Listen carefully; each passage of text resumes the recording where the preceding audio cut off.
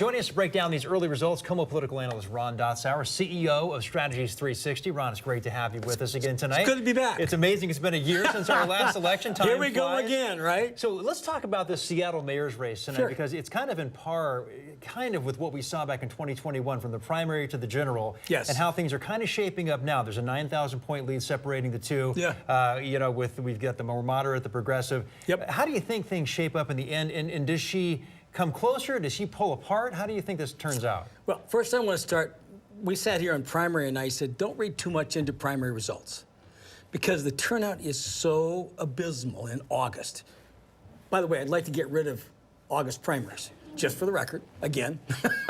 But, and so the mayor went back to work, and I think he was able to make some distinction pretty clearly between what he represented to the voters of Seattle versus an ideology.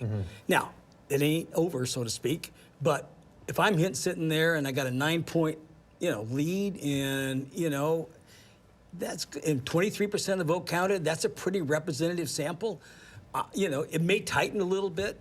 I would be very surprised that if she's able to overcome that lead.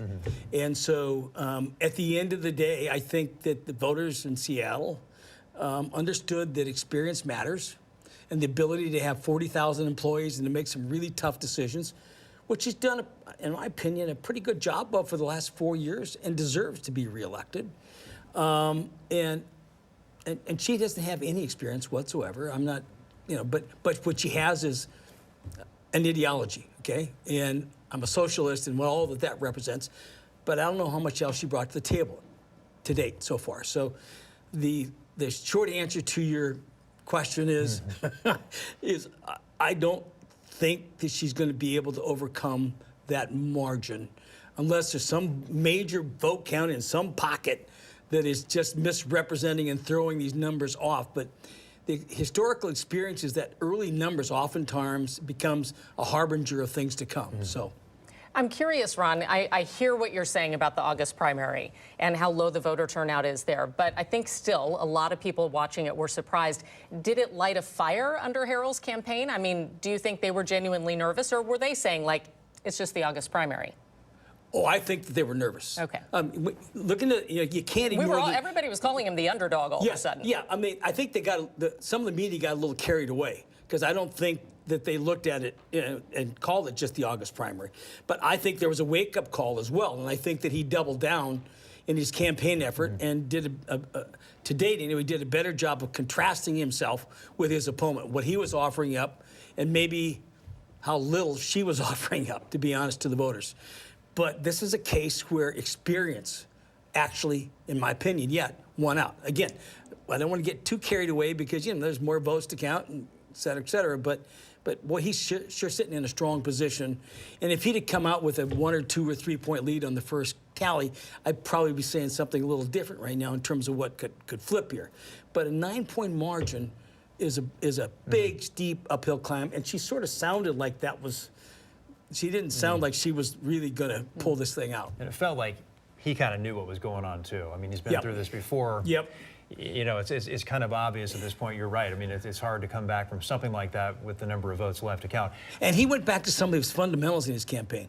They had a really strong canvassing program. They doorbelled over 25,000 households. That kind of, matters, okay? And he went back and said, okay, let's redo this. Let's kind of get our act together. Let's figure out what we're going to say. They did a lot of polling, a lot of research to get their messages down. And there was as you mentioned, it wasn't just the primary vote total in the primary. It was a bit of a wake-up call to the campaign. Let's talk about the King County executive race. We've got Claudia Balducci, Gurmai Zahalai. Only a few thousand votes separate the two. It's kind of hard to necessarily, if you don't know a lot about them, differentiate the two and where they come from exactly and what might separate the two as the leading candidate. They both have a lot of similar endorsements. Yep. It seems like Gurmai had Pramila Jayapal and some of those people in his camp. What do you think in the end separates these two and makes one of them the winner? Well, turnout. Because it's going to be interesting to see how much of that, because this is county-wide.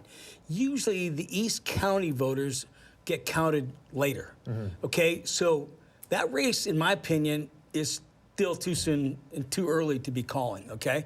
And just jump in real quick. Yes. When you talk about the east side, those are probably Claudia Balducci That's voters? correct, because she's a Bellevue, Right. former mayor of Bellevue. She's got, her council district was the east side. Right. I'm not saying that that's a complete pathway, but it could change the outcome of the race. And so that race is, we may be talking about that race a week from now, potentially. We'll see what happens tomorrow, but this is one of those races that 4,000 votes out of King County is not a lot of votes. Right. And so we'll see. And again, you're actually right there. They're both kind of kindred spirits in many ways. And she's much more invested in transportation and other kinds of issues, and he's much more on the social services side of the equation. But both, too, in my opinion, very strong, very attractive candidates, both quality candidates. And King County is lucky to have both of them on the ballot, in my opinion.